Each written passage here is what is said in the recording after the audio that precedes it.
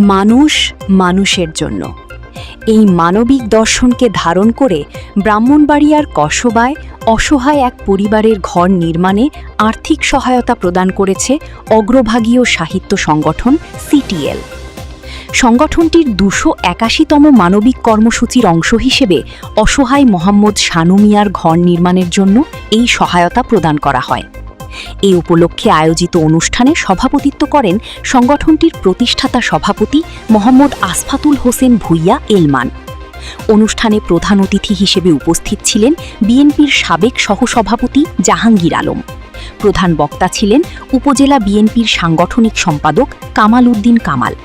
বিশেষ অতিথি হিসেবে উপস্থিত ছিলেন কসবা সরকারি বালক উচ্চ বিদ্যালয়ের সিনিয়র শিক্ষক শফিকুল ইসলাম, কসবা উপজেলা সাংবাদিক ফোরামের সভাপতি মোহাম্মদ সবুজ খান জয়সহ স্থানীয় জনপ্রতিনিধি, রাজনৈতিক, সামাজিক ও শিক্ষাঙ্গনের বিশিষ্ট ব্যক্তিবর্গ। অনুষ্ঠানটি সঞ্চালনা করেন কসবা মহিলা দাখিল মাদ্রাসার সভাপতি ও উপজেলা ছাত্রদলের যুগ্ম আহ্বায়ক সাদ্দাম হোসেন। বক্তারা বলেন, সমাজের অসহায়, দরিদ্র ও সুবিধাবঞ্চিত মানুষের পাশে দাঁড়ানোই সিটিএল-এর অন্যতম লক্ষ্য।